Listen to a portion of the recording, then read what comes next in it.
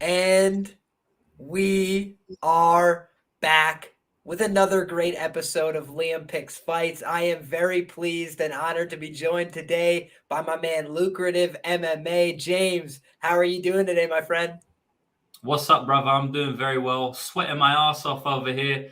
A little bit different than you. You got the jumper on, you got the jacket on, you got the cap on. So I know you're pretty cold over there right now, but it's summer where I am.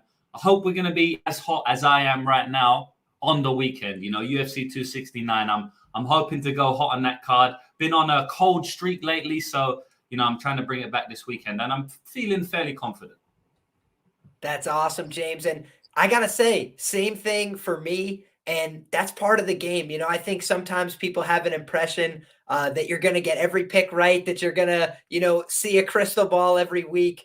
And that's just not the way this game works. There's a lot of variance in what we're doing. And, we don't always play every fight on the slate. So if you pick a couple spots, you feel good about them, doesn't work out one week, that's okay. It's still solid bankroll management. It advances us to the next week, leaves us in a position to come back and attack the bookies again. We get a new slate every week. So I'm excited about the slate that's in front of us. I think that we've got an amazing card from an entertainment standpoint. And on top of that, I've been seeing some betting opportunities that I like, some things I want to take advantage of. And I have some picks where I've been kind of on the ledge, and maybe our conversation will lead me to taking the plunge on some of these plays, or maybe you'll save me from walking off the tightrope where there's no need. So I think we've got an awesome show in store for everybody. Before we get rocking and rolling and talking about these fights, I just want to let everybody know my content is brought to you by PrizePicks. If you want to get involved, PrizePicks is going to have a ton of props available for this card over the weekend. It's going to have a lot of traffic. So I think there's going to be some good spots, good opportunities. You can stay tuned. Follow me on Twitter at Liam Picks Fights. I will try and tweet out a couple PrizePicks plays that catch my attention before the card. If you want more information, look in the description box below, where you can also find James' website and his Bet MMA record. It's impressive, guys. If you've never taken a look, 17% ROI, third-party tracked. That's not common. I'm very proud of the guests that I brought in for you guys this week. We brought in the studs. We brought in the high-level guys who are really thoughtful analysts for the sport. And James, like I said, man, it's always a pleasure to talk about these fights with you. So thank you very much for spending some time with us today. But I figured we'd get it rocking, man, at the main event level. Normally we start from the bottom and work our way up, but I think that this card calls for some attention on this main event, man. We've got a 155-pound fight between Charles Oliveira and Dustin Poirier, two guys who are basically at the apex of their career, had a lot of UFC experience, have a good age for fighting, both of them in that young 30s category, right before they start to age out of contention in these really competitive divisions. And you've got two guys with different skills, but skills in all areas. We've seen Dustin Poirier succeed in ground fights. We've seen Charles Oliveira get knockouts now in contentious battles on the feet. So we've seen everything from both these guys. I think that it's a really high-level fight, one of the best that the UFC could put on.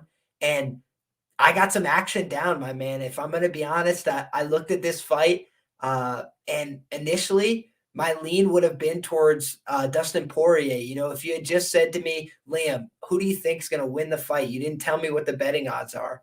And then the more I started to think about it, I was like, man, I've seen Dustin take a lot of damage in some of his recent fights. I've seen that Dustin has been getting taken down by, people that aren't primary wrestlers. If you look at Dustin's career, it's not replete with all these examples of beast wrestlers that are trying to just commit to, firing off leg attacks from the start of the fight. And I think that, Charles Oliveira, what he's shown is a little bit of development in his game where he's gotten more lethal on the feet. He's gotten more effective in those positions. But we also see that he's wrestling more effectively now. He's not relying on pulling guard and forcing the front headlock. He can also get on top of somebody and control the position. And so I think that Charles Oliveira has a lot of upside on Saturday night. And at the plus money figure, I felt like I had to bet on him here because if Charles Oliveira wins this fight, I don't know when we're going to get another plus money tag. I think the market has undervalued him historically. He's had a very good ROI as an underdog in his UFC run. He's won more fights than he's lost as an underdog in the UFC. And I think this weekend, a lot of people are excited about the narrative of Dustin being the uncrowned champ, but it's not very often that we see a sitting reigning champion come into a fight as an underdog. And I think that that's an opportunity from a betting standpoint. I was on the other side of Charles Oliveira last time because I could get the plus money tag on Michael Chandler. And while that bet did not come through, it was a very live outcome. You saw that Michael had him hurt badly in the first round. I also had Michael Chandler round 1 at plus 750. So we're playing a game of inches here, right? And you could get some beats that go for you and some beats that go against you. And I think that in this opportunity, I get plus money on Charles Oliveira, and I get Charles Oliveira inside the distance at plus 210. This is a guy who's winning most of his fights in the first round or the second round. He makes it to the third round with Kevin Lee. It ends shortly thereafter. This is a guy who can get his work done early. And especially in a fight like this, I don't think that there's any way with the pace of exchanges. Some of my favorite bets of the year, my most confident bets of the year were the unders in the Conor McGregor, Dustin Poirier fights at the 2.5 round mark. I was like, these guys are going to come together, crash the pocket, land heavy blows, and somebody's going to fall. And I feel like in this fight, we could see a similar dynamic if it plays out on the feet. And in that fight, I see it being anybody's ball game with Dustin as a slight favorite because he's got the crisper, cleaner punching technique. But I think that Charles can compete in that range. I think he's got long range tools. And I think if it's at kicking range, Charles can be very effective. So I think that from a striking standpoint, it's a very close fight. I think the grappling could be the X factor here. We've seen Dustin, start to fold up shop in fights where he's getting controlled from a grappling perspective. And for me, that could be the deciding factor. I'm interested to hear how you handicap a fight like this, what you think of this matchup, how excited you are for this. I think that this is my favorite fight on the card, bar none. And so I'm really looking forward to this matchup. How do you feel about it, James? Yeah, best fight on the card, most high-level fight on the card, most exciting fight on the card. And obviously it's for the most stakes, the lightweight titles. So the UFC have done a good job. I've been waiting for this fight for a long time.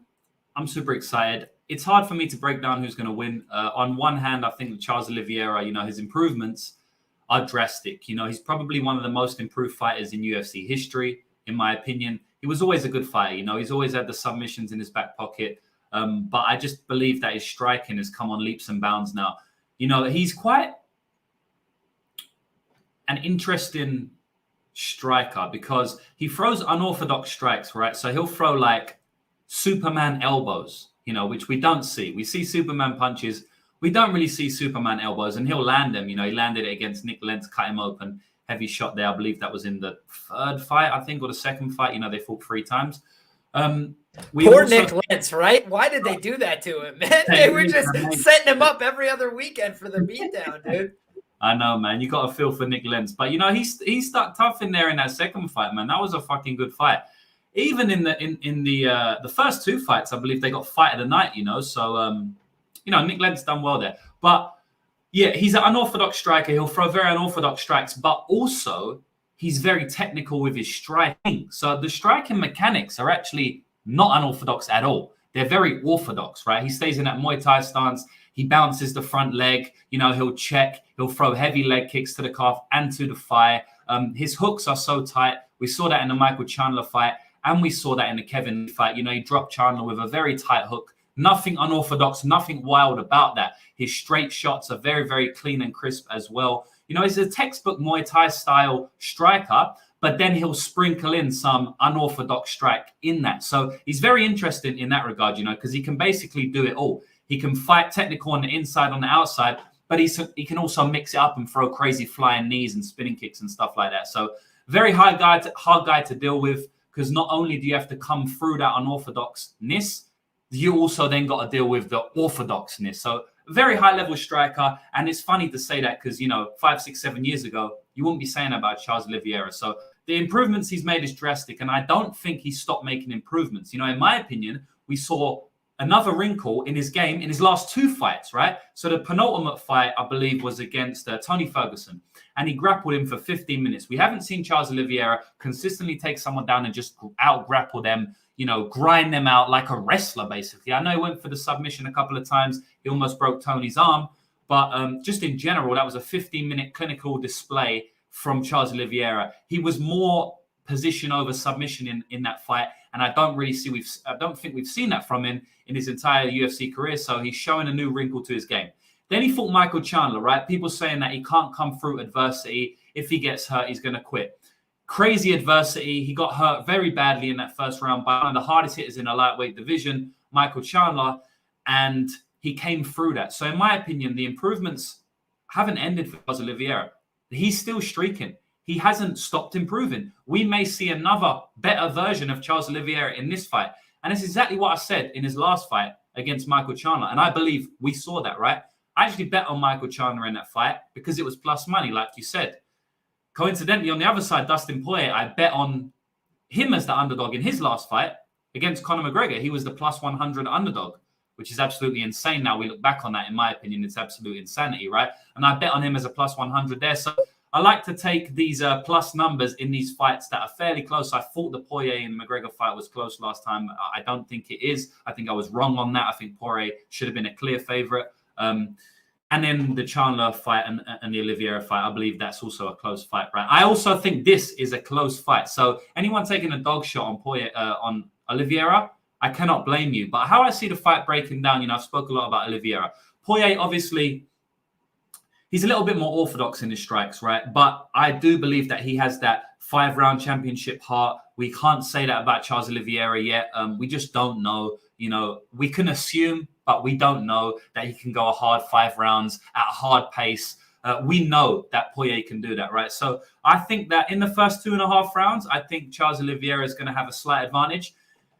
And I think in the last 2.5 rounds, I think Poirier is going to have a decent advantage, right? So I think overall, I give the advantage for Dustin Poirier. I think the line is fairly accurate. But honestly, Charles Oliveira is so fucking dangerous that I could see him finishing this fight early. I could see him hurt. I do see him hurting Poirier in this fight, right? Whether it be a front kick to the face, a tee up the middle, and then he lands some punches after. Something of this sort, some unorthodox strike. I think he's going to hurt Poirier. But I kind of trust Poirier to weather that storm and take over late. So that's my official prediction, Poirier to weather the storm and take over maybe in rounds 2 or rounds 3. You know, when I say late, I don't necessarily mean 4 and 5.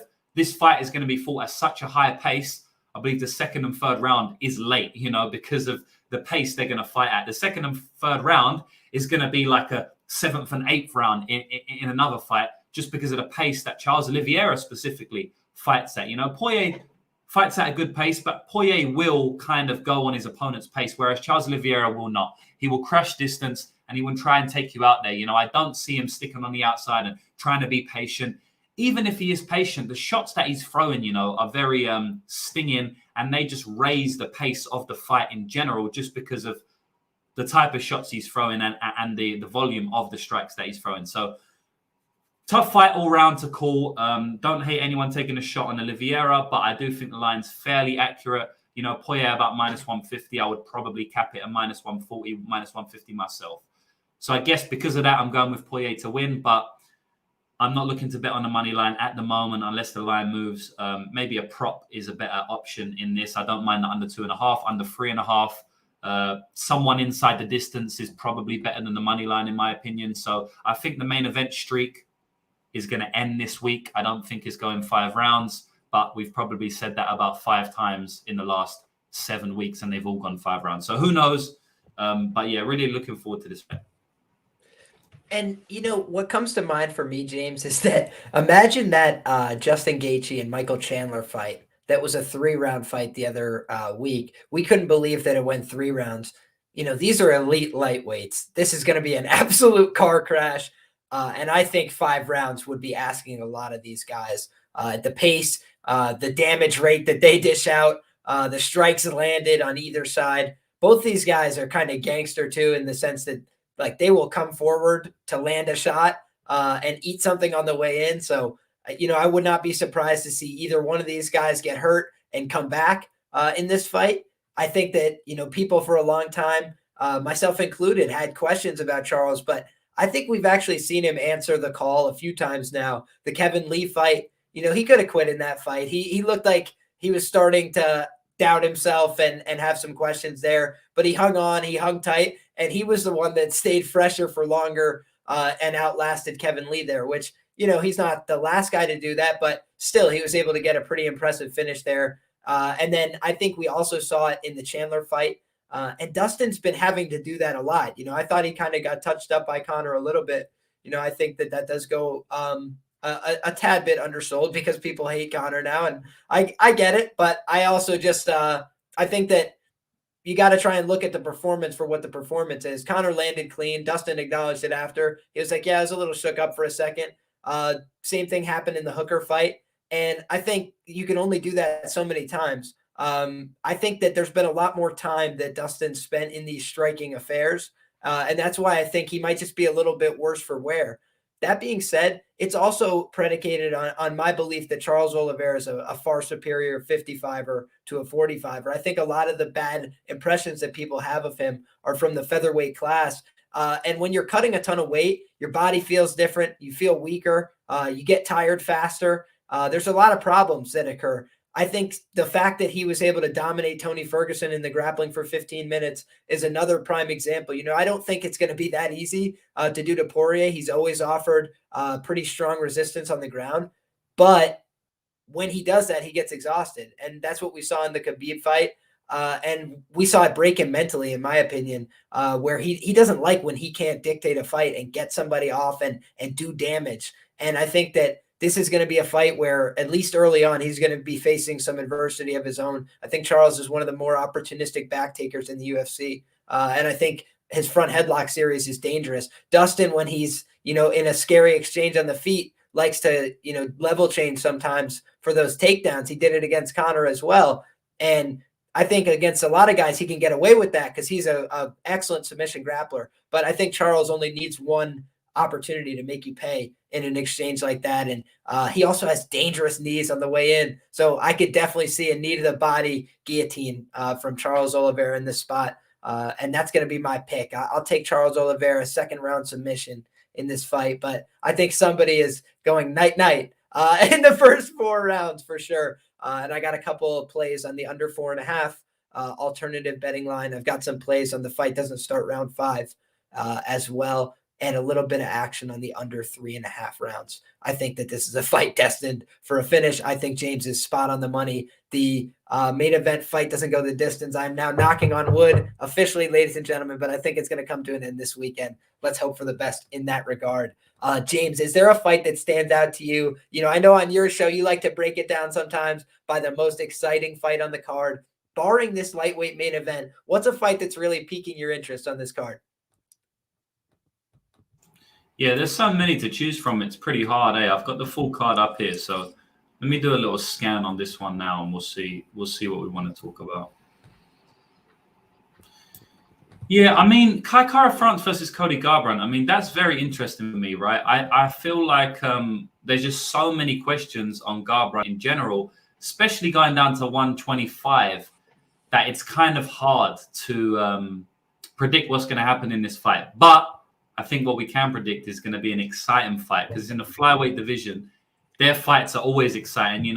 Some people know it's my most favorite weight class. I mean, their guys always come to bang. It's rare you see a boring flyweight fight. It doesn't happen too often, similar to the bantamweights. Like, you don't really see a boring fight. So we can talk about that one, man. What's your thoughts on that fight? Do you have any plays you're eyeing up? You got any predictions on that one?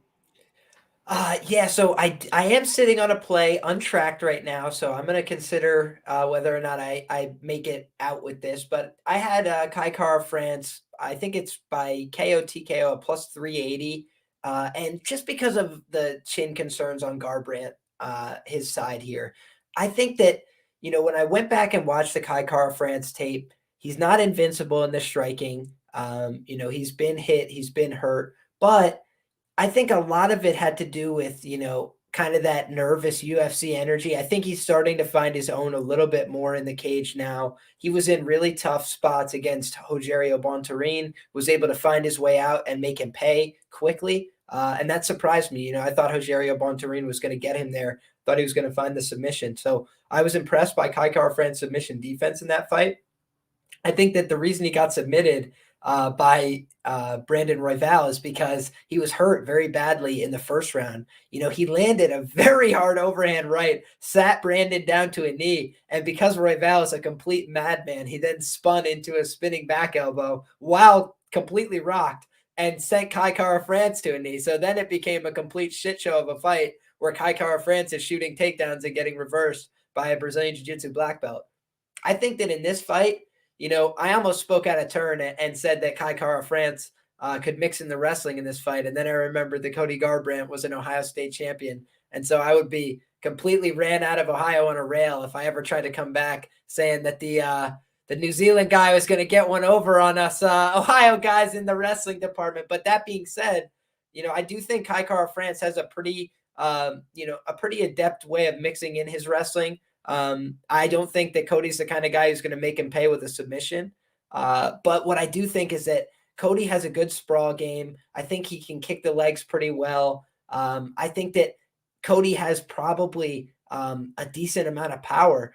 I just can't get behind backing Cody before I see him on the scale, first and foremost. I know that this isn't a huge cut for him, but this is a guy that we all thought had durability concerns at 135. And now we're seeing him drop a lot of weight. That's never been great for somebody's durability. Dehydrating yourself, never great for somebody's durability. That being said, every interview that Cody's done makes it sound like he's doing it the right way. You know, a lot of fighters say the right things. It becomes hard to know what to trust, but it seems, you know, legit. He's been working with a doctor. He's been working with a nutritionist, cutting the weight the right way. So I think that, you know, skill for skill, you know, maybe I rate Cody as a little bit faster, a little bit more athletic, a little bit more dynamic. But I think that he's, you know, hittable at times. I think that you would expect him to have a reach advantage here, but he doesn't. You know, he's going to have a pretty significant height advantage. I think it's going to end up evening out, all things considered, because the height and the reach are kind of going to play off one another. But it's Kai Kara-France who's got the longer reach here on paper. So I think it's going to be an interesting fight where either guy could get knocked out. You know, I looked at fight ends by KO TKO was -125, so I couldn't play it because it's a flyweight fight, you know, so I didn't really want to touch that. But I did think that either one of these guys can win this fight by knockout. If it goes to the cards, you know, I have a feeling that Cody might be able to get this done on optics and mixing in an opportunistic takedown of his own here. But we've never really seen Cody take somebody down and control them. So I'm interested to see if it's possible. You know, I'm interested to see if that's possible for him at 125 because he should be a bigger guy theoretically on fight night compared to Kai Kara-France, but I don't know by how much. You know, Cody was not a big 135er, so he's probably just going to be an average size flyweight, all things considered. It's just interesting, man. Betting on somebody their first fight down to a weight class, it's a little bit tough for me. I think in the Misha Serkinov fight, a lot of people had some conviction that he was going to win dropping down to 85. It kind of just looked like, you know, he didn't have the strength in the grappling and looked a little bit, you know, less dynamic. Yeah. And, you know, one of Cody's best assets, you know, one of his most well-known assets and his best assets in general is his speed, right? He's got great speed, his hand speed, his speed in general, you know, leg kicks, his speed of movement, darting in and out, but especially his speed with the hands, right? He throws short, tight hooks in and very fast, you know. He'll step into range and he'll throw about 6 hooks and his opponent doesn't know what's going on. Now, the thing about speed is obviously it translates better at the higher weight classes, right? Obviously, if you get a flyweight who's fighting a middleweight, there's only one person who's going to be faster there. So Cody has been fighting his whole career at bantamweight. Now he's moving down to flyweight. The flyweights are used to fighters who are fast, right? Whereas bantamweights are used to fighters who are slightly less fast. Now, Cody probably still is fast for a flyweight, but Kai Kara-France has been fighting guys who are faster than the guys Cody's been fighting. So is his speed going to translate, which is one of his most important factors in his in his game? Maybe. You know, when he's throwing these short hooks, are they going to land as they did it on these bantamweights? I don't know. You know, that's still to be seen. I think that's a pretty big thing in his fight. You know, obviously also how's his chin going to hold up going down? I don't think he's got the greatest chin. I don't think he's got the worst chin. I think it was overblown at one point. Cody's got the worst chin of all time. You know, I do think that was overblown at one point. I don't think he's got a good chin, though. You know, I don't think he's got a good chin. You know, he's probably got like an average chin, maybe slightly below average. I've seen him wobbled in fights that he hasn't been knocked out in. The Font fight, you know, he got wobbled about 3 separate times. So, you know, there's a lot of question marks on Cody going down to flyweight. So it's very hard for me to back a side here. Kai Kara France has the volume edge, but Kai Kara France is also more hittable than Cody, in my opinion. So, you know, Cody could land a heavy bomb. We've seen Kai hurt before. He's got a good chin, good recoverability, but we have seen him hurt. So, man, really, you know, interesting to talk about. But in terms of, you know, speaking about a specific bet, really hard for me to bet this one. For me, this is a quintessential, as Clint from the Die Hard MMA podcast likes to say, fireball and popcorn fight. You know, the fights are on early for me. It's not like in the evening. So for me, it's probably going to be some, you know, I don't know, water and potato chips, as you guys like to call them in America. You know, we call them crisps over here. Well, crisps where I'm from. Over here in New Zealand, they actually do call them chips as well. I don't know what's going on with the world. But yeah, crisps and water fight for me. I'm going to kick back and watch the fight. But it's super interesting to talk about, though. Absolutely, man. And the only thing I'll point out is I just looked over at the board, you know, just want to give the people some knowledge to arm themselves with. If you're going to play a side here, the best line available on Cody Garbrandt, -135. You can get that on DraftKings. You can get that on Bet Online. And for Kai Kara France, +125 is the best available. And for me, part of the reason I didn't get to the window on this fight is because I got interested in the Kai Kara France side after the line had already moved. You know, I thought about playing him at a higher plus money tag, but it was already gone. And so I took a poke on the KO line. That line is gone. It was only for a quarter unit. I played the +380, and now I'm seeing +360, best available, and most of the market's hanging a +300. So looks like we're going to end up with closing line value, if nothing else. And, you know, let's hope for a banger at the flyweight division. I think this should be a fun one. But yeah, it's not my favorite fight from a betting perspective. There's a lot of unknowns, and in that kind of fight, I think it should push the line closer to 50-50. That's what we've seen in the market. And so I think now it's close to accurate. You know, Cody's obviously got the better pedigree. He's a champion, but I think Kai Kara France has some plus level skills. He's actually got more professional experience overall. He's got way more flyweight experience. So maybe he's got something for Cody in this fight. I think overall Cody's the better talent though. And he's proven a little bit more in his UFC run, faced a higher level of competition. So this is a step down for him. Let's see if Cody can land softly here in the flyweight division. I think it's going to be a war. I don't think it's going to be an easy fight by any means. But you know, I got a fight here that I'm supremely interested in. Your take on this one, James. I think that this is the, Munoz? Let me guess. Is it, there's quite a few on here. Is it Munoz and Cruz? Oh my goodness. That's a great fight. Absolutely. We could take it there. You know, this is a great card for you because there's the 25ers and the 35ers in abundance here. So absolutely. That's a fight I've got some betting interest in as well. You know, maybe we ended up on the same side. Maybe we ended up on different sides here. What do you like, James? No, but was that not the one I was just guessing. Was that not the fight you was talking about? The one I was going to mention was actually Andre Muniz, but it sounded so close that I was like, you know, I was all in. I'm like, oh, he got it. But no, dude, let's talk about the Munoz fight first. In fact, I'm going to let you kick it off as I grab my laptop charger here. I see we're at 15%. All right. Okay. All right. Well, Munoz and Cruz. This is a crazy fight because, all right, maybe not crazy fight. This is a very interesting fight, right? Munoz has been active. Cruz has been a little bit more inactive, but I was kind of not impressed with Cruz, but I was a lot more impressed with Cruz in his last fight against Casey Kenny than I was when he fought Henry Cejudo. But obviously Henry Cejudo, you know, he's one of the best fighters in MMA history. You know, people kind of downplay Henry Cejudo because of the antics, but at the end of the day, you know, you see his wins. He's one of the best fighters in MMA history, you know. He's not a GOAT, but, you know, maybe top 30, something like that. So we give him a pass. Cruz coming back from 4 years off and getting dusted by Henry, right?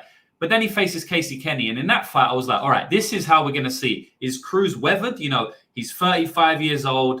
He hasn't fought in 4 years apart from one fight against Cejudo. 6-7 minutes it went, whatever. Second round stoppage. This is where we're going to see if Cruz is done or not, because Kenny's a great litmus test if you're still at the high level. If you're a top 5 fighter, you're going to beat Kenny.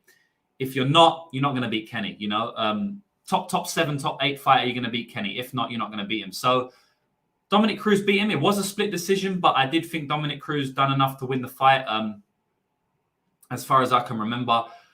So I thought he looked decent in that fight, you know. And the thing is that by that point, the book was out on how to beat Dominic Cruz, right? TJ Dillashaw proved it in their fight, although he didn't leg kick as much as he should have in that fight, right? But TJ Dillashaw proved that if you kick Dominic Cruz's legs, it's going to severely restrict his movement, right?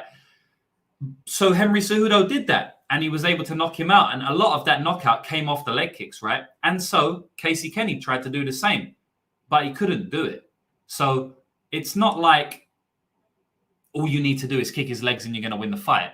People know that you need to kick his fucking legs, but it's one thing doing it, and it's another thing, you know, it's one thing knowing what you have to do, and it's another thing doing it. It's like, oh, all you need to do against Khabib to win is to stop his takedowns. So, okay, well, you know, give that a go. So it's not easy to just kick Dominic Cruz's legs and win the fight, right?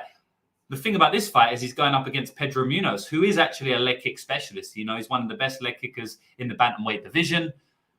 So it's interesting because I think almost the whole fight predicates around the leg kicks, honestly, because I think if he isn't able to get his leg kicks going, I think Dominic Cruz is going to be able to pit-a-pat him from the outside and win a decision.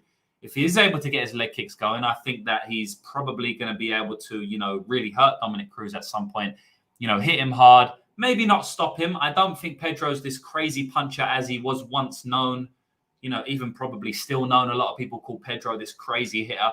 I don't think Pedro's this crazy hitter. But, you know, if the leg kicks are landing heavy, I do think it could compromise Cruz and maybe could catch him with something, or he just wins a 29, 28, 30, 27 decision. So I think a lot of things are based around the leg kicks. Now, do I think he's going to be able to implement the leg kicks? You know, tough to say. We're gambling here. It's not easy. You know, we have to make predictions. And some fights, what we do is just go, you know what? We don't know. We don't have a strong read either side.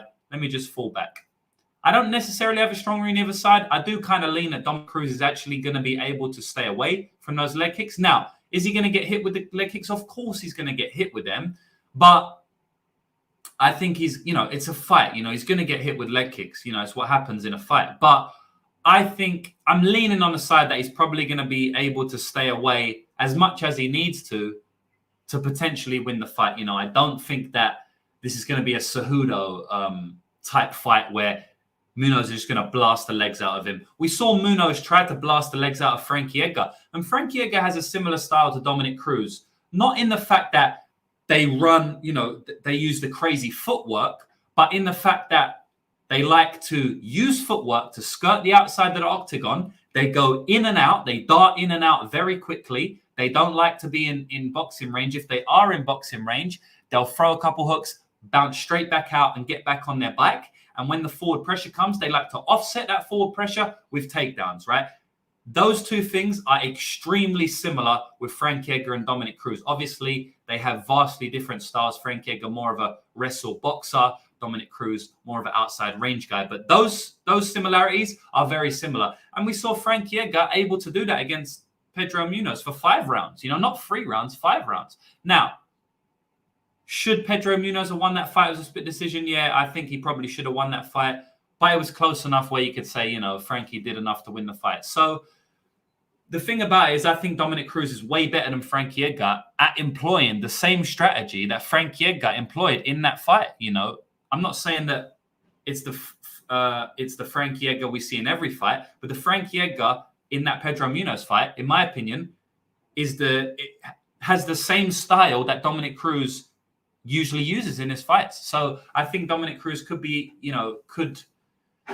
able to use that same amount of in and out movement and stay on the outside than Frankie Edgar did. At the end of the day, he is 36. He could be weathered. He has been inactive. We don't really know. The Kenny fight was close, Pedro Munoz is a step above Kenny, in my opinion.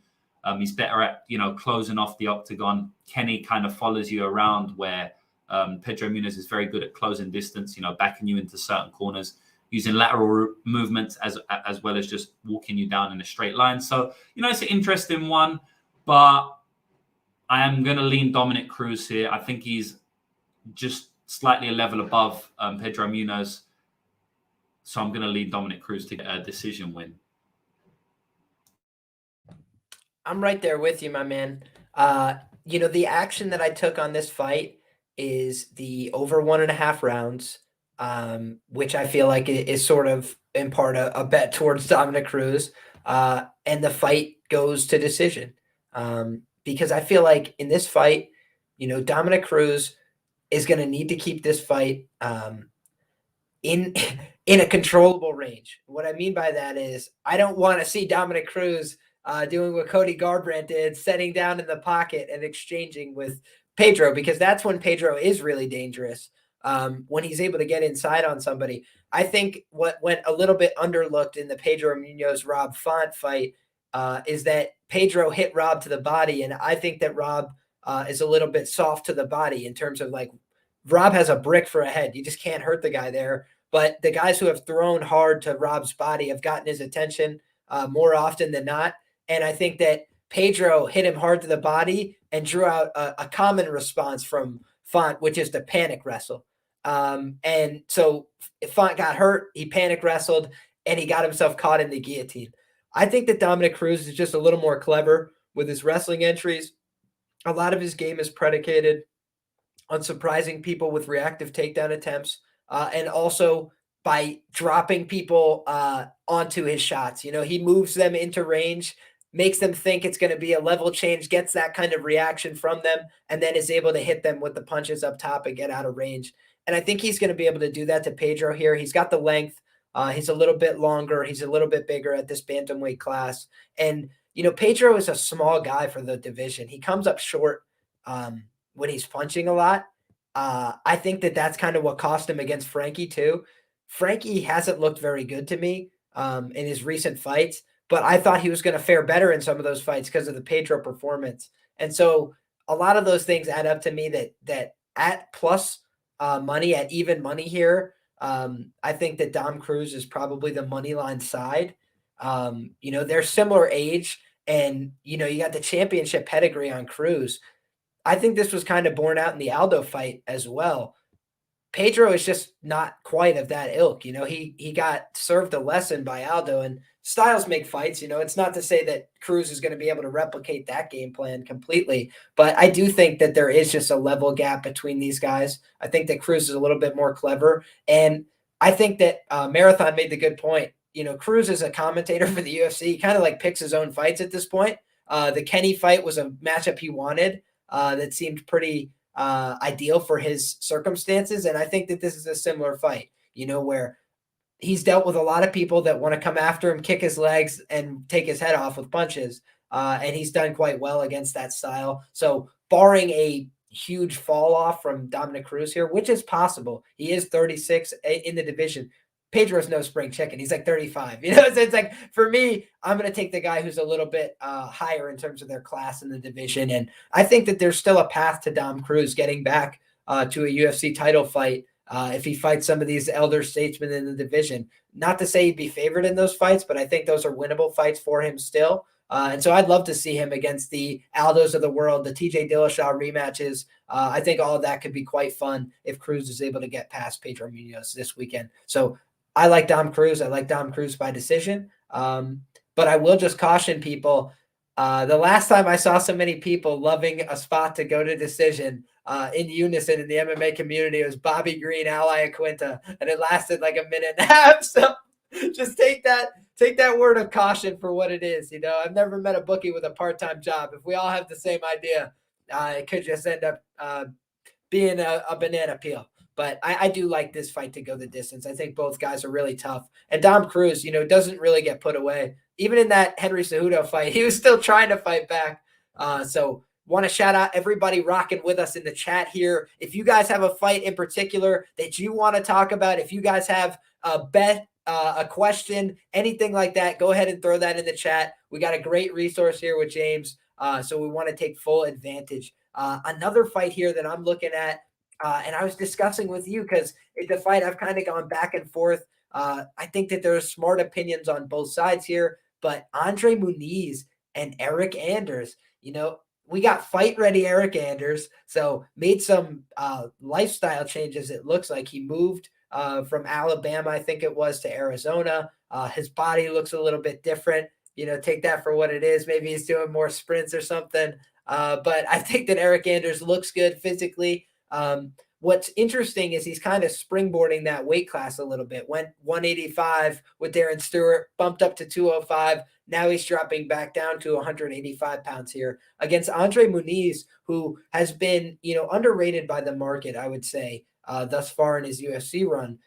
He was a big underdog on the Contender Series, comes through with a first round sub against, a highly touted prospect at the time. Then we see Andre Muniz against Bartosz Fabinski. Liam cashes a ticket there. Very grateful to do so at plus money on Andre Muniz. I think it was plus 120 against Bartosz Fabinski. So decent little spot there. Bartosz, who can't help but get submitted, can't help but get guillotined, got put in a really bad spot in that fight. And Eric Anders is a guy who we haven't really seen put in all that many bad grappling positions. I can recall the Brendan Allen fight. He was in some dangerous spots early, was able to work his way out, but that was also a young and noodly Brendan Allen. I think that he just wasn't physical enough to control somebody like Eric, especially at that point. Eric was a younger guy, much more physically dynamic. Now we see Eric is 34 years of age, kind of had some big opportunities in the UFC, fallen short in a lot of those spots. And when I look at the quality of wins that he's put together in the UFC, there's just not as much as I wanted to see for the length of time he's been here. He's kind of fallen short in a lot of setup opportunities. Even an older Machida, he loses. I think it was a split decision in that fight. We see Eric Anders get kind of outclassed by Krzysztof Jotko. And granted, that was what prompted him to move camp. So hopefully we see, some more improvements from Eric Anders here. But the question is, how many improvements are we going to see from a 34-year-old, who's kind of late in his run here? And if anything, maybe trying to make one last run for a title, maybe trying to cash some more checks on the end of a career here. Not really sure what to make of the Eric Anders story at this point. And yet Andre Muniz on the other side, there's a Brazilian Jiu-Jitsu, world-class competitor, third-degree black belt. I think that the guy's got a lot of very good skills. He's not a bad striker. It's not his primary focus, but he's not a bad striker. He's not a bad wrestler. I've seen him hit double legs. I've seen him hit single legs. I've seen him hit body lock trips. And I think that he's actually, one of the few guys who I trust to work effectively from the guard. He's let a couple ground and pound shots through that I wasn't thrilled about. But other than that, I think he's shown a pretty active guard and a dangerous guard, got very good wrist control. And I think that, man, this is a tricky fight if you're Eric Anders, because if Andre Muniz gets on your back one time, I think it's a problem. I think, Eric likes to bail himself out if he gets hurt on the feet by wrestling, like a lot of guys do. And I think you just don't have that option as freely here. I think if he shoots in on Andre Muniz, he's going to be made to pay in all likelihood. But Eric is a big physical guy. My only concern here is if Muniz gasses himself trying to wrestle too hard early and can't get the takedowns. We've seen guys like Wellington Turman suffer a similar fate, trying to wrestle these big, thick, muscled up dudes. But I think all things considered, man, Andre Muniz is the guy I rate as moving up in this division. I think he's going to be a contender at middleweight. And I think that he's going to be able to submit a lot of guys. I thought he was going to be able to submit Jacare last time out. I thought it was more likely it was going to knock him out, but I thought that the submission was very live. And when I went back and listened to the commentary, it's the first thing that stood out to me. I was like, man, this is something where Joe ain't keeping up with the times a little bit, because he's talking about how disrespectful it is that Andre Muniz would say he's a better grappler than Jacare as he's breaking his arm. I'm like, Joe, look up, pay attention. He's about to show you right in front of you. I think that this guy is really world-class at Brazilian Jiu-Jitsu. And maybe it's my bias as a grappler coming through here, but I like Andre Muniz. I like him to submit Eric Anders, and I think he's going to be the first person to ever do so in mixed martial arts. I don't think Eric is a bad Brazilian Jiu-Jitsu competitor either. I just think he's like probably a pretty solid brown belt or whatever for Jiu-Jitsu standard, or excuse me, for MMA standards. And then you got a guy who's probably able to step on the competition level at black belt right now and be competitive in Andre Muniz. So I just like Andre's game a lot better. He's a younger guy. He's a big middleweight in his own right. I like Andre Muniz here. How do you feel about this one, James? Yeah, I agree with you, bro. I like Andre Muniz in this fight. I think he's got a good chance to win. I think he's got a good chance to submit. He's got a good chance to control and win a 15-minute decision. Obviously, if you look at on the surface, Eric Anders kind of has a good style to beat Andre Muniz, right? Because he's a massive guy, right? He's pretty good at takedown defense. We haven't really seen too many people control him. When he has been taken down, he's got back up fairly easily. Massive dude, good archetype to stop takedowns, right? But that's just on the surface. I think Muniz is very underrated as a wrestler, right? He's obviously not underrated as a grappler, a jiu-jitsu fighter. He shouldn't be underrated as a jiu-jitsu fighter anymore after he snapped Jacare's arm in half. You know, he's obviously well known now, well publicized, you know, that he is a very, very high-level grappler. If you didn't know before, you definitely know now because you probably knew that Jacare, you know, was a decorated grappler once upon a time. So I think that the cat's out of the bag in terms of his submission skills, but I don't think the cat's out of the bag in terms of his wrestling. I think he's a good wrestler, man. I honestly do. I think he's a legit wrestler. I think, look, I'm not saying that he can go and compete in wrestling competitions. What I'm saying is in MMA, he makes his wrestling work for him. You know, we see that time and time again, where fighters might not necessarily have the best technique. And if you're a wrestler, you might be watching it and going like, oh, you know, he's putting his head on the outside there. He needs to, you know, he needs to keep his center of gravity this way, or depending on what type of takedown he's trying to do. But in MMA, wrestling's slightly different, right? There's MMA wrestling, and then there's wrestling, right? The cage is there. It changes the whole entire game of wrestling, right? I think Andre Muniz is a good MMA wrestler. I think he's a good wrestler in general, to be honest. And I think he's a good MMA wrestler. I think he's going to be able to take Eric down, right? Some people are probably going to think that, no, Eric's massive guy is going to be able to defend the takedowns. I don't actually think he will be able to defend the takedowns, you know. Maybe he's going to defend one or two, but I think Muniz is going to keep going back to it. And I think sooner or later, Muniz is going to get a double leg, a blast double. I think Muniz is going to disguise it with his strikes well. I think he's going to, you know, hit him with a body kick or something. He's got decent body kicks. Hit him with a body kick. And then, you know, when Eric Anders thinks this is a striking fight, I think he's going to blast double him. Maybe on Eric Anders' entry, I think he's going to blast double him and get him to the ground.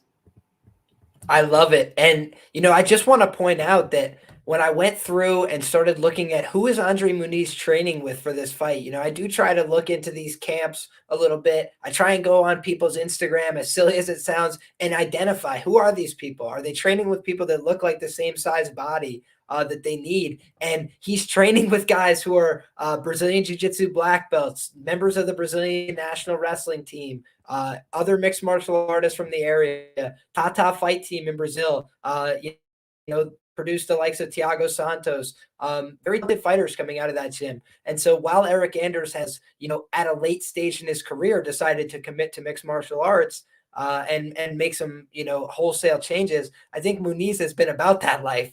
And he's been, you know, preparing for this run. He's got a lot of fights behind him. You know, the concern for me here would be an Eric Anders knockout. You know, he does have a lot of power. Decent amount, certainly. He carries it to the third round. He's gotten more than one third round finish. So that's my concern here. And if I was to make a hedge play, it almost would be the fight doesn't go the distance, because I think that covers Andre to win this fight by submission, which I think is his most likely path. I think it covers Andre to win the fight by TKO, which is an outside possibility. But like you mentioned, James, he is relentless with those body kicks. And if you don't have an answer, he'll just fire them away. Bang, bang, bang. And he'll fire several of them because he's not afraid of getting taken down. And it reminds me of Charles Oliveira in that sense. You know, the guys who can kick freely because they want you to take them down in guard and, you know, get that high leg up for the triangle, you know, without them having to do that much work. So I really like Andre Muniz as a potential play here, but I can see if you're on Eric Anders because you think he's going to find that knockout shot. You know, Muniz has been put down a few times in the past. A lot of that was earlier in his career. I think most of it before like 2012. But I think as recently as 2016, he was put down by, one of these hot prospects. So it's not like he can't be touched on the chin. Eric Anders does carry some power, but I think it's kind of tough to see how Eric Anders is going to win this fight if it gets into a grappling realm for lengths of time, because even if Muniz is underneath, I think he's going to be able to find sweeps as well. He's really clever from the bottom position. So I like Andre Muniz, and James does as well. That is going to give me some extra confidence when I head to the betting window this weekend. We got a fight here that I know that you said you haven't done as much tape on, but I do think it's an interesting one that we could just talk about a little bit from the top of our head stylistically, which is this Ryan Hall fight against Darrick Minner, because it seems like such a greasy fight. We don't have to belabor this point. We don't have to stay on it all night. I just think this is such a fascinating fight because on the one hand, you've got, the ultimate like pressure wrestler in Darrick Minner against the guy who like wants everybody to grapple him in Ryan Hall. I think in some ways it could be everything Ryan Hall's ever wanted from a matchup. But I could also see how, the same issue that cost Ryan last time could cost him here, if Minner is smart. With that for me is the hardest part to bank on here, would be Minner, fighting against type. He is a grappler through and through. Like he goes out there and tries to pressure grapple and submit everybody he fights. And I think that's so tough to imagine him doing to Ryan Hall. But Hall's just not the most athletic guy. And Minner is built like a house a little bit. Like he's kind of a well-muscled dude for the division. We've seen him muscle around black belts before. But I do think this is probably going to be a different level. I think he's going to gas himself grappling here and get submitted by Ryan Hall. But I don't know. This is just a compelling shit show for me, James. How do you feel about this one, knowing that this isn't your favorite fight on the card? Yeah, it's funny because this is like one of the fights where I just kind of have no idea what's going to happen. But then also, I haven't gone into tape on the fight yet, so I don't have any plays. But even though this is one of the fights where, I'm probably going to come away from tape like, man, what the fuck's going to happen? But I'm still kind of eyeing up that plus 170 line, plus 180 line on Darrick Minner, just because I think he's got the tools to win if he stays smart. But I mean, is he going to stay smart? Who knows? Look, he's got James Krause there. Is James Krause, like, at the end of the day, people want to say like, Darrick Minner, he's going to fight how he always fought. Okay, maybe, but he does have a coach, right? James Krause. James Krause is a legit coach. He is going to give him good instructions. I'm assuming they're going to say, don't grapple, right? I don't know, but I would say that they're probably going to be like, look, just don't go in this guard because you're just so dangerous. It's hard to know, right? But if he does that, is he going to win the fight? Well, then maybe, but also maybe not. Because, I mean, Ryan Hall will do them stupid spinning kicks from the back. And anytime the range closes, just go on the floor. And he could win the fight like that, like he did against Darren Elkins. He could land something, and like win the fight like that. He fucked up Darren Elkins, man. People forget man. that he fucked him up. He landed clean punches. And when does Darren Elkins get like, I mean, I know he gets outstruck, but I'm saying he was getting like rocked all over the place. It's kind of the weirdest fight to rewatch in UFC history. Continue, like, James. mad spinning kicks to the head and stuff like that. But it's just weird because even if Darrick Minner doesn't grapple, I still don't know how the fight's going to go. Like, hopefully Minner can like close range and do some boxing and do leg kicks. But maybe Hall can stay on the outside and just be an idiot and win a 30-27 decision as an idiot. So, I mean, it's just, look, I say idiot. At the end of the day, if you win the fight, you're not a fucking idiot. So it's just so hard to see what's going to happen in this fight. But I think that how volatile it is, and like, if you're getting plus 180, like, I don't really hate the shot on Darrick Minner. Man, what can we say about this fight, I mean, we can just talk random assumptions all day. Like, on other fights, I can be like, look, I think this is going to happen. Muniz, I think he's an underrated wrestler. I believe he's going to be able to get the takedowns. Anders is a big guy. I don't think he's going to be able to defend the takedowns. At some point, he's going to take his back. He's going to win a decision by doing that, or he's going to I can say this stuff, right? With this fight, I don't know what the fuck to say, man. I'm basically just telling you all the scenarios that could happen. I'm not even saying what's going to happen. I'm just being like, this could happen. Also, that could happen. But if he does that, that could happen. But, if he does that, I mean, so I don't really know. Like, I don't know. I don't have too much to say about this fight. Maybe when I do tape, something else is going to come to me, but I doubt it because of just the crazy stylistic matchup we have. I hear you, man. I just had to hear your take on that complete shit show because it looks like one of the fun ones on paper to me. Another one that's standing out to me, James, and you can tell me what you think about this one. A division that's been hard for me to cap, admittedly. The featherweight division, man. We got Josh Emmett coming back after an absence here, taking on Dan Ige. And, this was, again, a fight where, I was taking a look at the price. I was like, maybe this line's a little bit wide on Ige. And then I go and look at it the next day, and the line has been, corrected almost to the point where I'm like, man, now, maybe it's a playable line on the Josh Emmett side as it starts to tick down to that 150 and below marker. And I think that this is a great fight, man. I really like both of these guys. I think that Dan Ige, he burned my ticket on Gavin Tucker with a shocking efficiency. And so I got to give him credit there and respect. I didn't expect him to shut him off like that. So maybe I'm underrating his power. I do think that Dan can crack decently well. I think he's got pretty long arms for the division. So it gives him an ability to land with that long lever on the hook and create some damage. But I do think that Josh Emmett hits like a truck. I think he is an absolute house at this featherweight division. I think his wrestling is very powerful. I don't expect that Dan Ige is going to have a lot of grappling success in this fight because Josh Emmett is built like a house and he has good counter wrestling as well. So I think that if Josh Emmett is able to sprawl, brawl, and keep this fight upright, it's going to look like a Josh Emmett fight where, the other guy might be throwing a little bit more, but kind of like Jose Aldo, when Josh Emmett throws, nobody questions what time it is. And I think that Jeremy Stephens kind of got away with one a little bit in that fight.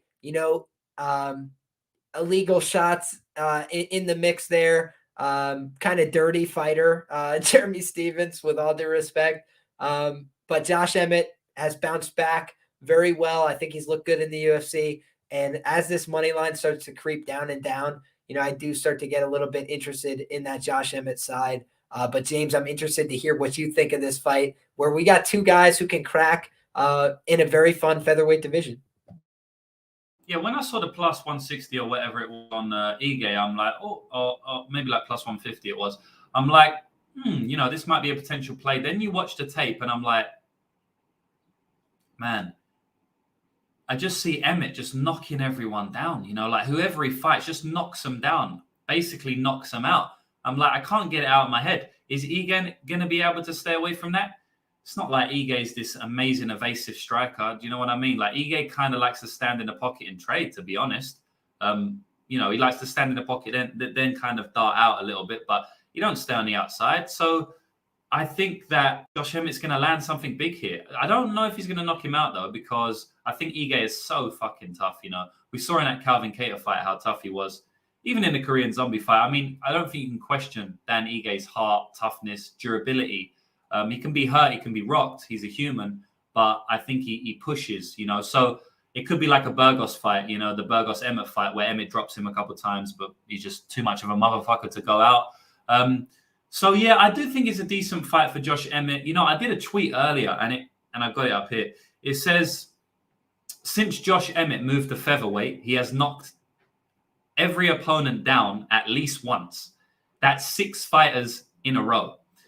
Interestingly, he scored no UFC knockdowns at lightweight prior to his move at featherweight over a 3-fight sample size. So he has 3 fights at lightweight, knocks nobody down, goes to 2 split decisions.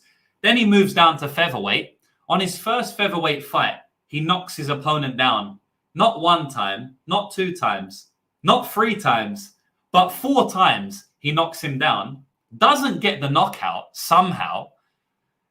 And then he fights 5 fights he stays at featherweight, fights 5 more fights at featherweight, knocks every single opponent down, knocks some people down more than once, and knocks most of them out.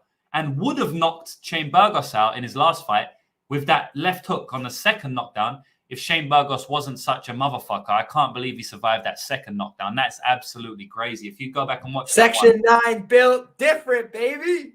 Built different. Shane Burgos is definitely built different. So, I mean, is the trend going to stop here? Is Josh Emmett, for the first time in his featherweight career, in his 7th featherweight fight, not going to get the knockdown on Dan Ige? I think he is going to get the knockdown, right? And I think the knockdown changes fights. I know knockdown changes fights. I think you're right. I think Dan Ige is going to be landing, going to be looking good, but I just can't see a world where Dan Ige is able to consistently stay out of range of Josh Emmett's back, hooks. And if he isn't able to do that, I think he's going to lose the fight either by knockout or just by, like Jose Aldo against Rob Font last week. Rob Font's winning the fight. He gets knocked down. You lose the round, buddy. Winning the round, you get knocked down. You lose the round, but that's what happens, right? Doesn't matter if you're winning 4 minutes of the fight. If you get knocked down once, you lose the round, right? That's how judges rule it. Whether they should or not, they probably should, but I guess depends on the severity of the knockdown. And if you get knocked down by Josh Emmett, it's going to be a severe knockdown. It's not going to be a little flash knockdown, So I think Josh Emmett's probably going to win the fight. I don't really have too much conviction in the current betting line. I don't really know if I want to lay up to minus 160 and stuff. If it gets minus 150, sub 150, like you said, then maybe I'll look for a play. I don't really see any props that I like because I don't know if Josh Emmett's going to get the knockout. I don't know if the fight's going to go to decision. It could be one of them fights like Burgos and Emmett where it should really stop, but it just doesn't stop because the opponent's so tough. Ige's got a decent shot. If he stays out of the way of the hooks or the big overhands, I think he'll be able to win on volume. I don't think he's going to be able to stay away, though. So, yeah, I like Josh Emmett in this fight. Probably won't be betting it. Might be betting it. I think what was so interesting is Dan Ige in the Edson Barbosa fight, I think it was, he gets ripped to the body with a shot, and he is so visibly hurt, but he's a gangster. And so he just instantly pulls guard and is able to recover. And that's the kind of thing I think that separates Dan Ige from a lot of these fighters, where he's got a lot of poise under pressure. And so he gets hit, he gets hurt in a lot of his fights. And so I think he's used that experience to find ways of recovering in fights when he gets hurt. But Josh Emmett is such a motherfucker. It's how are you going to have time and space to recover? He's not going to be a guy who's afraid to get on top of Dan Ige, in my opinion. I think Josh is a solid enough base that he could get on top and deliver some hellacious ground and pound of his own if he needs to, and that could lead to a finish here. Whereas Edson was a little bit less comfortable maneuvering positions there. And I think that overall, Josh Emmett's just going to be able to create more damage in this fight. And so that's why I like his side. If I was to play him, I'd probably play him for just a unit at minus 150. Maybe take a little sprinkle on that Josh Emmett KO line at plus 280 and call it a day, because I think that might be a decent enough way to target this fight. I'm just now going to look at the total on this one, because I think that, looking at this fight, under 2.5 rounds at plus 168, plus 165, I'm seeing, I got to be honest, that's a little appealing to me as well. I think both these guys hit hard. Featherweight fights tend to go the distance. I think that's why this fight is being shaded to go the distance as well. Josh Emmett, even in a fight with a lot of knockdowns, went the distance last time. But I think Shane Burgos is next level, unearthly tough. And I do think that even Dan Ige would be hard pressed to match the toughness of Shane Burgos. So I think that this might be, the first time that Dan Ige gets shown the door by somebody who's hungry to make one run towards this featherweight title. So I like Josh Emmett here in what should be a very fun and competitive featherweight fight to eventually spark him and find the finish. I think he's going to be returning the favor from my guy from Canada, Gavin Tucker. So the governor, I know who the governor's rooting for this weekend. He's got a Josh Emmett flag at home that he's flying. I know I am too this weekend. But cheers to that fight. I think, the fight that, people haven't been spending much time capping, and I'm interested to see if you've got a contrarian take here. Do you think there's any value on Julianna Pena this weekend? I haven't heard many people making the case. I've got some parlays closing out on Amanda. I've got some Amanda inside the distance, and I think that we might even have a prop that we both were targeting in this fight on the Amanda Nunes side. But do you see any way that Julianna Pena wins this fight? Nah, I don't. I mean, she needs to get takedowns and then submit her. The only hole we've ever really seen in Amanda, capitalized on, you can talk about potential holes. A lot of people want to say her striking's wild and that, but we've never really seen anyone capitalize on that. Maybe Valentina Shevchenko in the second fight. We've never seen anyone capitalize on her striking. The only holes we've ever seen in Amanda Nunes, obviously the cardio, but that's been fixed, it seems. But the only holes we've ever actually seen really is the takedown, right? I remember she got absolutely decimated by Kat Zingano back in the day. So I guess Pena, she needs to do that. I mean, there's not really too much other way to beat Amanda Nunes, because if you're going to outstrike her like GDR potentially was, you'll just get taken down. Julianna Pena is not going to outstrike her. Julianna Pena is so wild, man. Like in a striking style, it's not good. It's not a good. She's not a good striker at all. She's very wild.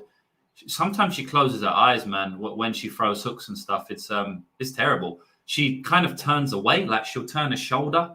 I don't know if she does it because she's just so loose with the overhands and stuff, or she's kind of like worried about what's going to come back against her. A lot of times people do that. Even professional fighters, man, it's very rare for professional fighters, but they still do it sometimes. When you're fighting, after you throw a strike, you kind of like turn your body a little bit because you're a bit scared of what's going to come back. Close your eyes, turn your body, shell up half. She does that sometimes, which is a terrible look for a pro fighter, especially. I think that Amanda Nunes is going to crack her with something big, early, often, whenever she wants. Not much to say, man. I think, she's minus 1,000 for a reason. We are both speaking about the sub line. Yeah, I played the sub line because I know you got a better line. I think I got plus 350. It was available at like plus 400. It's available at plus 420, as you know.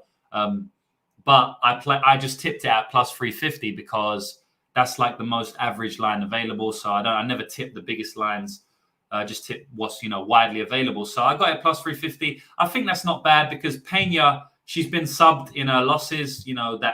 Anytime she's been beat inside the distance, it's been a sub. So the susceptibility there of getting subbed, is there. Amanda Nunes, decent submission artist. She got a submission last time out where she could have got the TKO. She ended up getting the submission. And also Julianna Pena, when she gets hurt or when she gets cracked, she likes to go to the grappling realm because she's a grappler. Even if she's not hurt, she's going to try and go to the grappling realm, right? We saw what happened when Miesha Tate, a wrestler, was hurt by Amanda Nunes. She shot in for sloppy takedowns. She got reversed. She got her back taken, and Amanda Nunes choked her out, which was a club and sub, but it was a submission, right? So I think there's enough data points to suggest that at plus 350, as opposed to like minus 150 KO line to sub line, that you can take a shot at the sub line. But if someone put a gun to my head, do you think it's going to be a KO or a submission? I would actually say KO. Though I'm playing the submission line because of the points I just mentioned. So yeah, I can't see Pena winning this fight, to be honest. Amanda Nunes all day. I love where your head's at on this one, James, and I couldn't agree more, right? We look at the inside the distance for Amanda Nunes, minus 275 is like best market available. Most common price is minus 300 and above, right? So obviously odds makers are shading this towards the fight's going to end inside the distance, right? And you got to pay a lot of VIG in order to get involved with that. And yet the fight to end by KO is like, variably minus 150, minus 120, things like this across the market. Amanda Nunes has 3 UFC level submissions. She had a submission in her most recent outing. When she hurts people, she's not married to finishing them with strikes. She normally engages people in what they want to engage in and beats them at it, and easily. So what I see happening in this fight is Julianna Pena is going to try and force her game. She's said it. She's been very vocal. I'm going to go out there and I'm going to do what I do. I'm going to try and get in her face. I'm going to try and wrestle. I'm going to try and do this. And I think Amanda's going to out-wrestle her. I think she's going to out-grapple her. And I think she's going to finish her.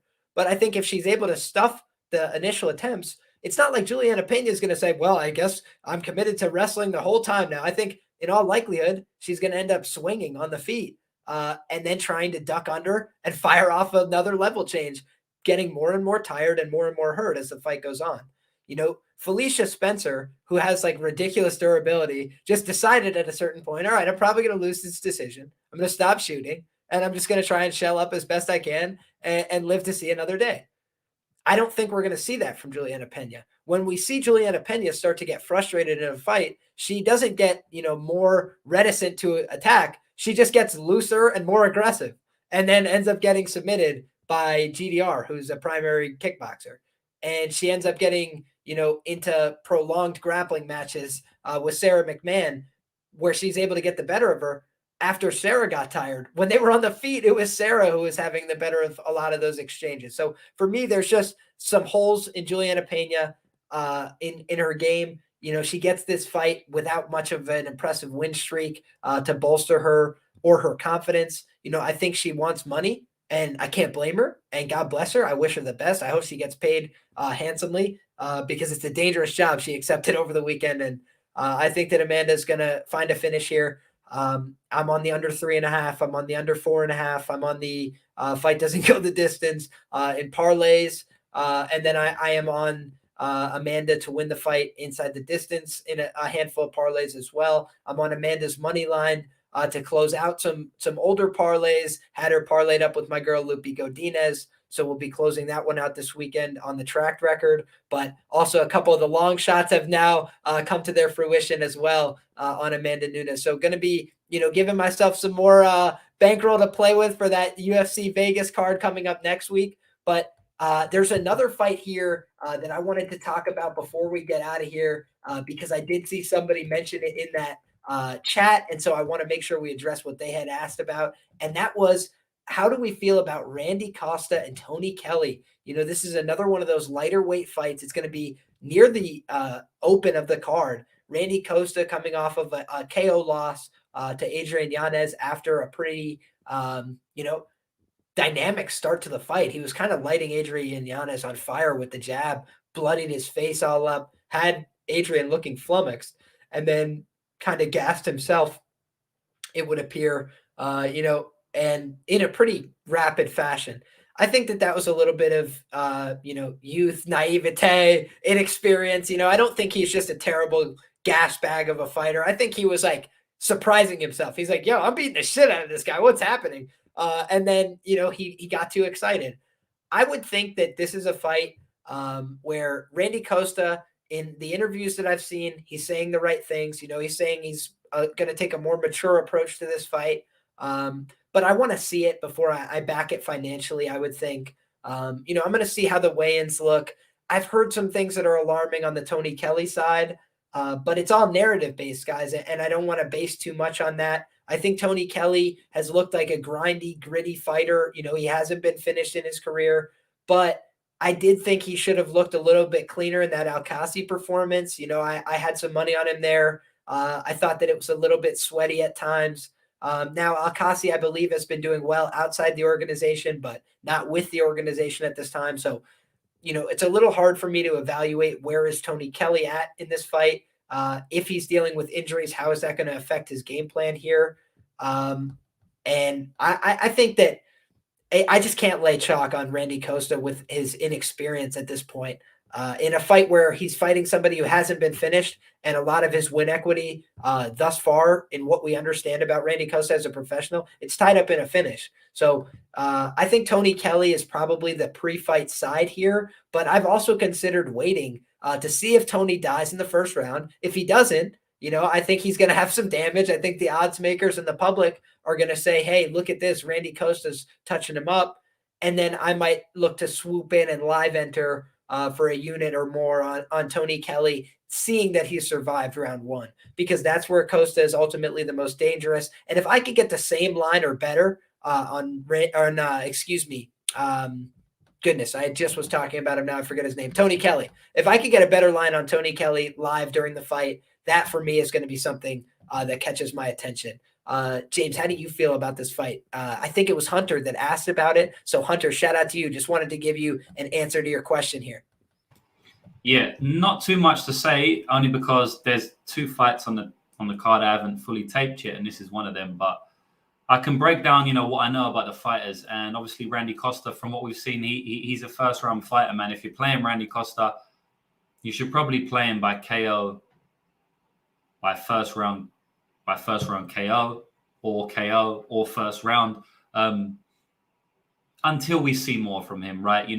Unfortunately, anytime it's gone into that second round or even late in the first, he starts to fall apart. So we can't really assume he's not going to do that just because he's talking about not doing that, right? Can Kelly survive? That's really what it is. Can he survive the first round? If he survives the first round, he's probably going to win the fight. I don't really know. Kelly's obviously been hit quite a lot. I mean, in that Kai Kamaka fight, that was known for, that was a big fight when it happened in terms of like post-fight, right? People saying that was a great fight, potentially fight of the night. I'm not sure if it won fight of the night. I can't really remember. They usually give higher profile fights fight of the night, so I don't really know that night. But it was definitely in the contention. Until Cheyenne Velismus last weekend. Excuse me, as you were saying, James. I don't know what the hell that was all about. Crazy. Makes no sense. I mean, Dana maybe just fancy Cheyenne or something, Obviously, Cheyenne potentially is divorced now, so Dana was like, 50 G's, baby. You ain't going to be divorced. Shoot your shot, Dana White. Golly. I mean, that's the only explanation, right? Because we had some bangers on that card, the main event. But anyway, I think that Tony Kelly has got a decent shot to survive, just because although we have seen him hit, it's like a two-sided thing, because we've seen him take heavy shots. He's been hurt, or he's took heavy shots against Kai Kamaka specifically, so he's there to be hit. We know he can be hit with the kicks, especially, but because Kai Kamaka was landing heavy kicks as far as I can remember, and Randy Costa, one of the kick specialists out here. So, we saw that, but we also saw him take them shots and survive and walk forward. But Kai Kamaka, he's a decision fighter. So, I mean, it's hard for me to say if he's going to be able to survive, especially without doing tape. So that's my general thoughts on it. Sorry, I can't go a little bit more in detail, but I will be able to after I do tape on that fight, which I'll probably do today. No worries at all, James. And I don't want to leave you on one that you didn't get a chance to tape. So I think we could close it out here with, maybe the people's main event. And I say that because this is a guy who gets on every pay-per-view card. People love him and people hate him, but everybody talks about him every time he gets booked on one of these fight cards. And I do think that there may be a little bit of a hype tax on this individual because of his notoriety, because of his publicity. And that's Sugar Sean O'Malley. And that's not to say that he's a bad fighter. It's just to say everybody knows who he is. If your grandmother is just now tuning into fighting, it's more likely she knows who Sean O'Malley is than Charles Oliveira, right? And that's not necessarily how we would draw it up as hardcore fans of the sport. We want our guys who are well deserving to get the recognition, but that's not always how it goes, And I think Sean O'Malley, he's a big name. He's a big public figure. And so he's going to draw some betting attention this weekend. Julian Paiva, on the other hand, he's a guy who's, looked at as, getting more than he deserved by the betting community, right? They look at the last fight and they say, Kyler Phillips probably should have deserved a 10-8 in that first round. So this guy isn't really legit and that wasn't a real win. And, I think they're trying to discredit him a little bit. For what was ultimately a pretty impressive debut in the bantamweight division. Kyler Phillips on a roll at the time, looked like the next big thing in the division. A lot of people talked about him like that in the lead up to the fight. And it was a similar line, just a little bit shorter than the price this weekend.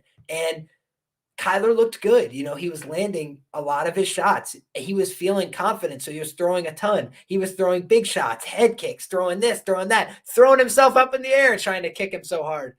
And I think that Kyler realized at about the 3.5-minute mark, okay, I thought that I was going to knock him out because I've been landing every shot, but I'm not. And now I need to start wrestling or doing something different because it's getting, a little concerning how much damage this guy's eating. And Julian was competitive through that first round. I think people can forget if they didn't refresh themselves on the tape. Julian gets on top position for about a minute in that round.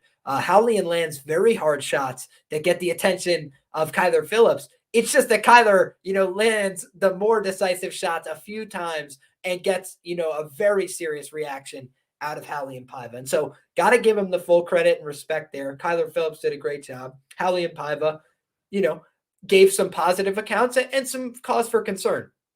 That being said, we've now seen him eat nuke after nuke at the flyweight division, at the bantamweight division. He's gotten hurt. He's not gotten knocked out. And he has been hit by, if you wanted him to get knocked out, he's been hit by a lot of the shots you would call on. Hit him with a big overhand, hit him with this, hit him with a knee, hit him with a kick, hit him to the body, hit him to the head, hit him in the leg. He can take a lot of damage. He's a pretty durable guy. Sean O'Malley, say what you will. I think he's got a lot of positive attributes, and that is evident when you look at the stats. But I think it's also evident to me, why is he going with these guys who are very hittable, who are not that high level, who have been KO'd in the past, in the case of Chris Mutino and a few of these other guys, and he's not knocking them out on the first 20 or 50 or 100 punches. It's taking a lot of cumulative damage to get these guys out of there. And that's against guys who I don't rate in terms of their durability on the same level. And so I think that this guy, Hally and Paiva, when you want to talk about the heart, grit, and toughness, he is an absolute stud. I think when you want to talk about the skills, he's pretty good at the skills too. It's just a dangerous game he plays. He walks a fine line. You talked about the Muay Thai striking. It's the reason why guys like Charles Oliveira don't move their head quite as much. They're keeping it on the center line and trying to throw hard shots and punish you for throwing what you throw. And they're hoping that they come out the better on the exchanges. They're a little more willing to get hit, in my opinion. And I do think that often leads to their advantage in some of these striking scenarios where some people don't like to get hit. I think that this guy, Hally and Paiva, doesn't give a shit. I think that Sean O'Malley is a perfect example of a guy who loves to hit, doesn't love to get hit so much. And so I think that that's where the fight could get interesting. That's where Hally and Paiva has a path for me. I think he loses this first round at a pretty high clip. Sean O'Malley is elite at managing distance, especially early in a fight. I think he's going to dance around him. But my question is, when he's going against somebody who throws almost 20% of their strikes to the leg, when he's going against somebody who's going to rip shots to the body as well as to the head, he's not just a head hunter. And when we see somebody who can attack not just from that space, he can attack in the clinch and he can attack from the top position, I think that there's some reason to believe that Paiva at plus 275 is an interesting underdog shot for a small bet. With that being said, I know that you have a different take on this fight, and I respect the hell out of your take. So I'm interested to hear what is your source of confidence in O'Malley. I do think that, again, there's a lot to like about him. I'm just curious to hear what ultimately makes you confident in O'Malley as a winner this weekend. Yeah, I just think that we've seen Paiva not really be able to deal with the range that well against Kyler Phillips. Kyler Phillips and Sean O'Malley, they're actually ex-training partners. They're actually friends. And they fight fairly similar. Obviously there's differences. Whenever you say someone is similar to someone or someone fights similar, there's always those, I don't want to use a rude word, but there's always those people out there that are like, no, he does this different. He throws a leg kick that way. And when I say they fight similar, I'm not saying every single thing about them is identical, I'm saying certain similarities. And what I'm saying is Kyler Phillips and Sean O'Malley like to play the range game. They like to throw on the outside. They both have long hair, right? They like to throw kicks. They like to throw different style of kicks. They like to dart in and out of range. Their precision from range is very, very high level, so they'll be very far out and then they'll be super close in, and their precision on coming in is very high level. They'll land on the pinch perfect spot. The big difference about them is that Kyler Phillips gasses out and Sean O'Malley doesn't really gas out. We saw in the Chris Moutinho fight that Sean O'Malley landed a hell of a lot of strikes, and he also, I think he did set a bantamweight record. He may have set a bantamweight record in every round. He definitely set a bantamweight record in the third round. Sean O'Malley fought through and landed more strikes in the third round than he did in the first round and the second round against Chris Moutinho. Yet there was people out there saying Sean O'Malley was tired. He just went 15 rounds and set bantamweight records in every single round. He had a fist fight. Yes, he's tired. I'm not sure if anyone who's saying that has had a fight before or done any cardio whatsoever, even walked up a steep hill, if you haven't trained before. You get tired doing physical activities, right? Fighting is a physical activity. Punching someone 400 times in 15 minutes who doesn't go down is a physical activity. So I think it's proven that Sean O'Malley has good cardio. And I think if his cardio doesn't fail him, he's going to win the fight fairly easily. I think he's going to be able to stay at range. I think he's going to be able to kick the fuck out of Paiva. I also think he can finish Paiva. You know, it's very hard for me to see Paiva last. Well, it's not very hard, but it's kind of hard for me to see Paiva lasting because O'Malley just got 2 third-round finishes in a row. Now, the last fight shouldn't have really been a finish. I mean, it should have finished way early. You know, a lot of people were saying that, people saying that was an early stoppage. I actually like to say that was an extremely late stoppage. One of the latest stoppages we've ever seen. 2 rounds late, you know? But obviously, I understand that was definitely an early stoppage when you're talking about it like that because there was like 20 seconds left of the fight. The dude was just up. 14 minutes of punishment. Let him go, Herb Dean. But we know Herb Dean's past it at this stage of his career. All respect to Herb. He's a legend. So we've seen Sean O'Malley get third-round knockouts. We've seen him get first-round knockouts. So I think he's going to be landing throughout 15 minutes here. The only way Paiva's going to win this fight is if he turns it into a dogfight. I don't think he's going to be able to do it because I don't think he has the skills to do it. You know, I do think Sean O'Malley is a high-level fighter. I think Sean O'Malley's, you know, he probably will fight for the title one day, honestly. I think he's a very, very good fighter, you know. Paiva's basically like leg kick or bust here. Thomas Almeida tried to leg kick him. Chris Moutinho tried to leg kick him. Everyone tries to leg kick him. He's like leg kick or bust, honestly. I think Sean O'Malley is like somewhere in that 70 to 80% range. So I think the line's accurate. You know, you could say there's a bit of value if he's 70%, but if he's 80%, then there's actually value on O'Malley. So, you know, I think he's within that range.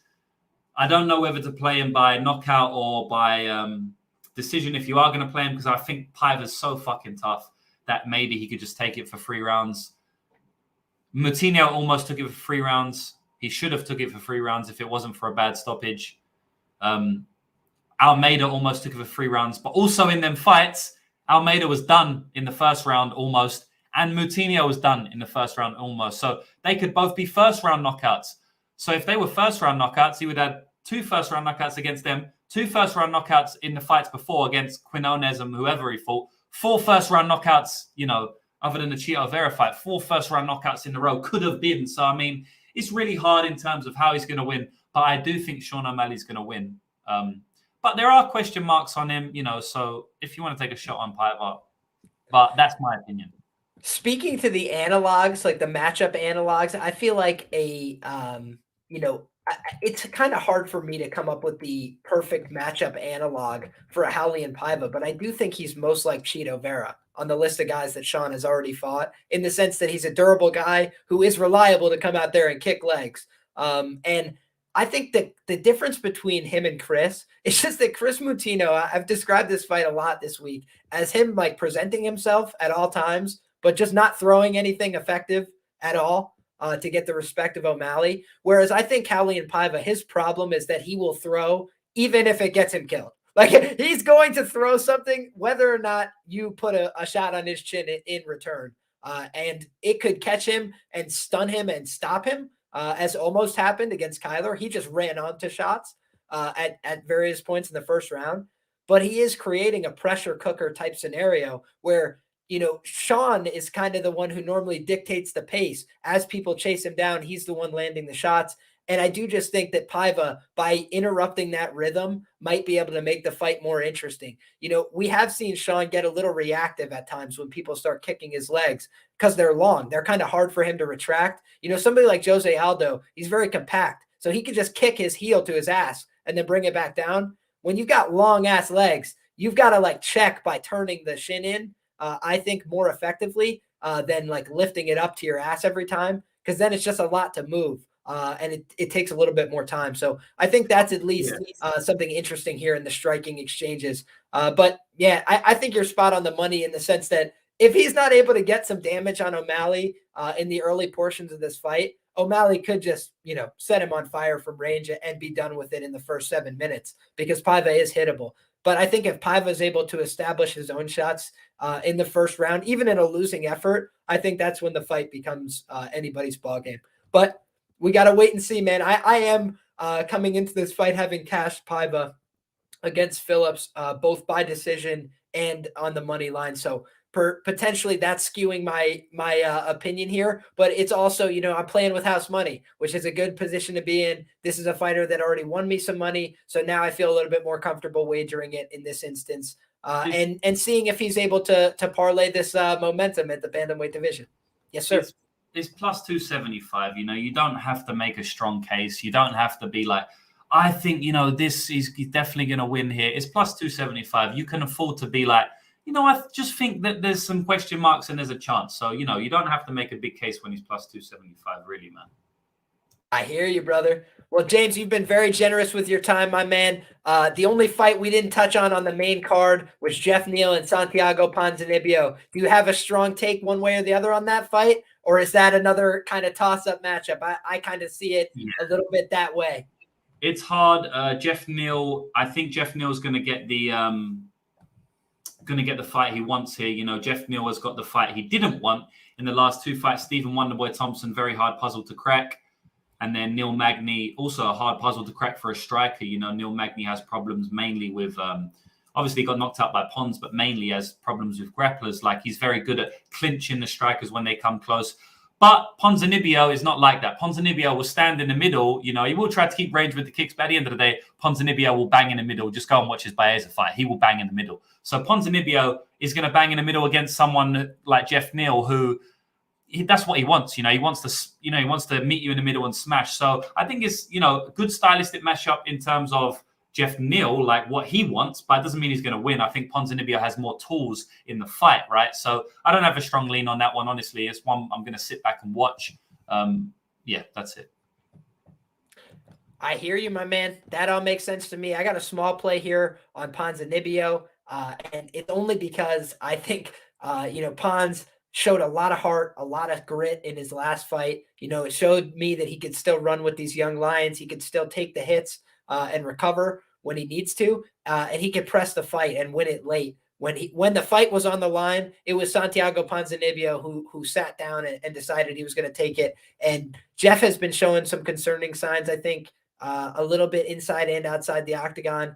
Obviously wishing him the best, not trying to speak on his personal troubles, but I do think that Jeff Neal hadn't looked like himself in the cage. Saif Saud, after his last fight, had said, I don't want Jeff Neal getting back in there looking like he's looked of late. I don't want him looking like that in practice. And I feel like I haven't heard anything change on that regard. It looks like he's been in the gym. I did try and do my normal research in that regard. It looks like he's been working out, but I don't like to see some of these pre-fight elements. I don't love everything I've been hearing out of the camp. He always had a pretty basic low volume game to me. I bet a lot of cheddar on Stephen Wonderboy Thompson against Jeff Neal. I do think that was a harder matchup for him because Wonderboy is more elusive. But Pons, it's not like he's just easy to come in on. He will sting you with the jab if you try and come forward relentlessly. And I think that he can light up Neal with the jab here. I think that the head kicks are what I'm really afraid of for Pons because Neal gets that kick up very fast. And so he doesn't throw a ton, but when he does, he makes them count. And he does have hands of steel. He hits and hurts people. So I do think this is a fun fight, a banger, but ultimately I'm going to lean towards Ponzinibbio. And I think he's probably going to win this fight by decision more often than not. If you have access, DraftKings Sportsbook was hanging a plus 275 on Pons' decision. And I do think that that's something that you might want to take a look at because most of the market is plus 225 or so. And I do think that that is his most likely path. Jeff Neal, very durable guy, ate a lot of shots cleanly from Wonderboy without going down.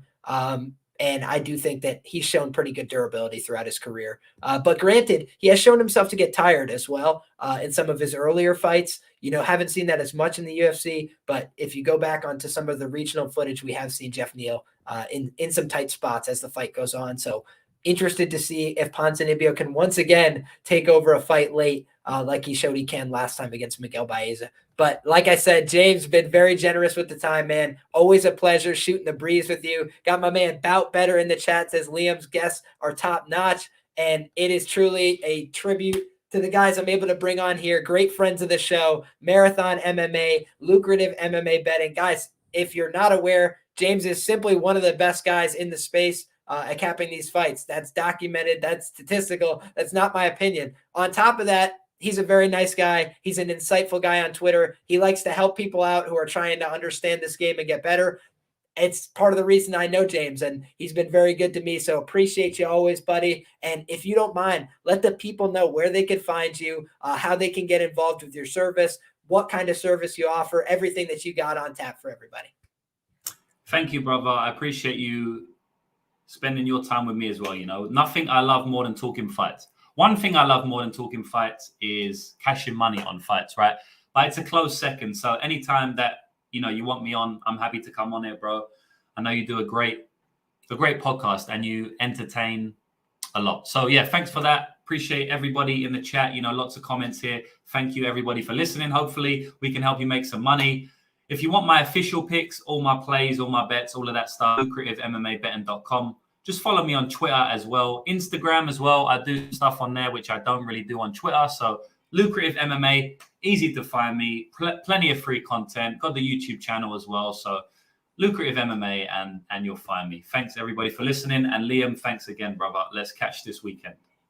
Absolutely, my man. Sounds like a plan. And guys, all the information for James, you can find it as well in that description box below. Make sure you go and give him a follow. Let him know on social media you appreciate him coming on the show, because I know I certainly do. Want to say to everybody who's been watching us live over the last hour and a half, appreciate each and every one of you guys. Think we put on a good and entertaining show. Think we were able to cover a lot of content here. Now we have brought on 2 plus 200 unit or greater winners this week for UFC 269. That's the kind of content we want to bring to you on this show. Smart minds, good analysis, having a fun time while doing it. And it wouldn't be possible without each and every one of you guys who stopped by in the chat, who retweet it, who let people know about the show.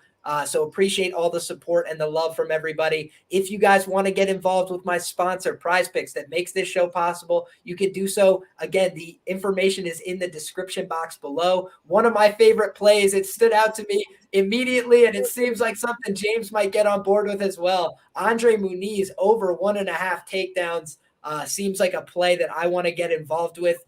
From a DFS standpoint this weekend. I'm also seeing Amanda Nunes 1 takedown as the fantasy projection. I think it's very possible she goes over that. My concern would be if she gets her in that very first round.